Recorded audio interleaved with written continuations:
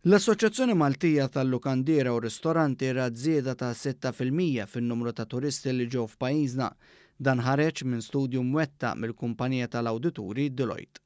Bejn Lulju u Settembru li għadda t-turisti f'pajjiżna nnefqu total ta' 871 miljun euro, żieda ta' 3.4% fuq l-istess perjodu is-sena l-oħra.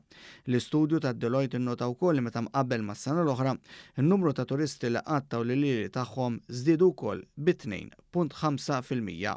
Sa Settembru li għadda ġew f'pajjiżna 2,100,000 turist li flimkien ikkontribwixxew għal biljun u 700,000 euro fl-ekonomija Maltija. Dan in-numru wkoll ra żieda ta' 4.2% meta mqabbel mas-sena l-oħra.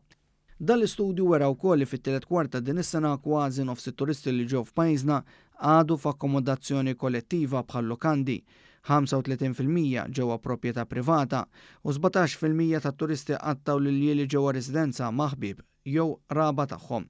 F'dan il-perjodu l-lukandi f'pajjiżna kellhom okkupanza ta' madwar 90%. Madankollu l-istudju nnota li nofs tkabbir fil-wasliet tat-turiżmu ġie assorbit minn akkomodazzjoni privata.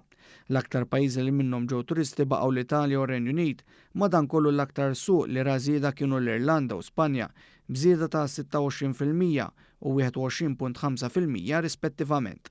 Il-President tal-MHRA Tony Zara stqar li dan ir-rapport huwa inkoraġġanti f'sena ta' suċċessi fis-settur tat-turiżmu f'pajjiżna.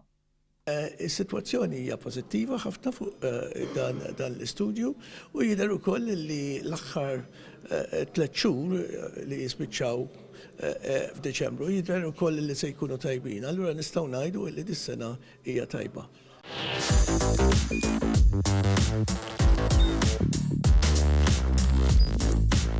Idħol fuq one.com.mt u hemmhekk tista' tara l-programmi kollha li jxandru fuq One permezz ta' One Play.